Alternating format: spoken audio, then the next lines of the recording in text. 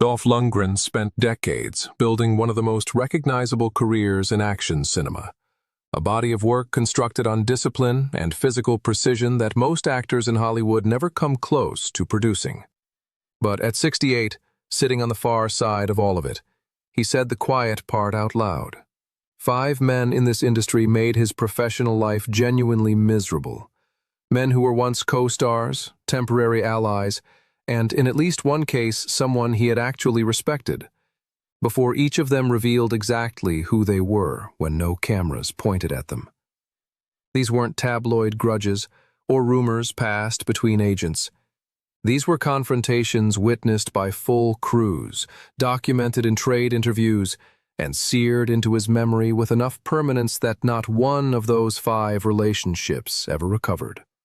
When you hear the names, you'll understand exactly why the decisions he made have held without exception since. Jean-Claude Van Damme is the most well-known name on this list, and the entertainment press has spent years treating their feud as a colorful rivalry between 2 action film icons with strong personalities. That reading is far too comfortable. What actually happened between them on the set of Universal Soldier in 1992 was uglier and more personal than a clash of egos. And the box office math that motivated the pairing made the fallout more embarrassing for everyone who signed off on it. The studio calculated that combining the Belgian martial arts superstar with the Swedish powerhouse from Rocky IV would generate the kind of returns that justify any awkward production meeting in advance. The crew discovered within the first week that what they had actually agreed to was daily crisis management. Lundgren arrived every morning prepared, lines committed to memory, physicality ready, the product of a background grounded in genuine military discipline and competitive athletic training. Van Damme operated on a completely different frequency, showing up and immediately restructuring whatever appeared on the day's schedule, demanding retakes that had very little to do with the story and a great deal to do with showcasing another high kick, pushing for lighting adjustments so his angles appeared more heroic, treating the production calendar as something approximate rather than binding. A crew member who spoke to the French press years after the film wrapped described the daily atmosphere as watching 2 lions standing at opposite ends of an open field, neither willing to drop its gaze first. The incident that removed all remaining ambiguity arrived at a press event attended by dozens of journalists. Van Damme stepped toward Dolph in front of the full crowd and told him plainly to come outside and finish it. Everyone watching assumed it was staged, assumed it was the kind of manufactured tension 2 action stars produce to sell a film. Dolph confirmed privately to a Swedish publication afterward that the challenge was entirely genuine and that accepting it would not have produced a good result for anyone present. That statement carried weight because every person who heard it understood precisely what he was describing. A working disagreement had escalated to a point requiring active management at a public press event, and the relationship between them never recovered from that afternoon. When The Expendables 2 put them back into professional proximity years later, nothing about the dynamic had shifted. Van Damme pushed for creative adjustments throughout film production, and Dolph's response was to proceed as though those conversations simply weren't occurring. They filmed every scene the contract required, hit every mark, and between takes shared not one casual exchange, not a single word that wasn't a scripted line. When a journalist asked in 2018 whether Dolph would consider another collaboration, he answered without hesitation and without any softening. Why? What's left to prove? That isn't ambiguity. That is a permanent decision stated as simply as language allows. Steven Seagal is the second name, and the conflict never reached the stage of a shared film production, which somehow makes it more revealing about both of them. It begins at a private meeting for a potential action project, a table read that under any reasonable expectation should have involved professionals sitting with a script and treating each other accordingly. Seagal walked in wearing sunglasses and accompanied by personal security, and before a single person in the room had settled into a chair, he looked directly at Dolph and announced that he was the top fighter present. That was the hello. That was the opening line he chose for the occasion. What followed during the meeting confirmed that the entrance wasn't an isolated choice.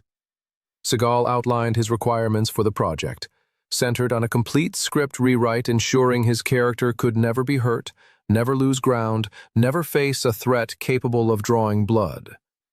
The producers attempted polite navigation and visibly failed at it, and one of them muttered to the room at a certain point that the man wanted to be written as bulletproof. Dolph processed all of this with the specific confusion that comes not from being caught off guard, but from watching someone perform a version of confidence so removed from reality that it stops functioning as communication between adults. There was nothing to argue with, because nothing being said connected to the actual world of film production. Stunt performers who had worked with Seagal previously filled in the rest of the picture. Multiple people warned Dolph that demonstrations on set tended to injure the people receiving them, and one performer showed up the day after a session with a swollen wrist, explaining that the injury had been described to him as character building. That detail settled into Dolph's thinking permanently. Discipline impresses him in any context. Performing the surface appearance of discipline without the underlying substance does not. When the meeting ended, Dolph told his team his position with total clarity. Any project with Seagal attached would lose his involvement immediately. Studios revisited the potential pairing multiple times in subsequent years, and every single time, Dolph closed the door without discussion. Mickey Rourke's conflict with Dolph works differently from every other entry on this list because it didn't ignite from one defining moment. It accumulated across a complete production, an early 2000s action thriller shot in Eastern Europe through a difficult winter schedule that demanded professional cooperation simply for the project to function at all. Rourke arrived with handwritten pages, not adjustments to existing dialogue or alternative readings for scenes already locked in the script. Complete personal monologues addressing childhood trauma, wartime experience, religious guilt, and none of it existed anywhere in the approved screenplay. He inserted these passages into scenes without preparation or warning, which meant other performers found themselves without prepared responses, and Dolph's work became structurally unpredictable because the emotional context shifted every time Rourke decided the moment called for something different. The night that crystallized the whole situation was a two-person standoff scheduled to film at 10 in the evening. Dolph stood on set in full costume at the call time. Rourke arrived at 12:47 in the morning with a cigarette in his mouth and explained to whoever was listening that he had needed to walk the city to reach the character. Nearly 3 hours of crew time had simply dissolved. Dolph told the first assistant director that if Rourke walked off set again, the coverage would proceed without him. A week after that, during a blocking rehearsal, Rourke shoved the script supervisor aside when she attempted to offer direction, told her she had no authority over how he experienced a scene, then turned toward Dolph, let a smirk settle on his face, and delivered the line that permanently closed the door between them. Some guys act from instinct, others just flex. That wasn't banter between colleagues who understood each other.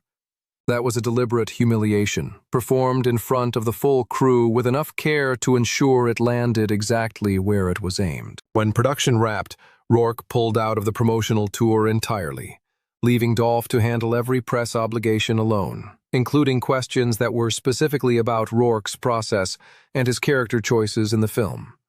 No call came afterward, no acknowledgement that anything had occurred between them.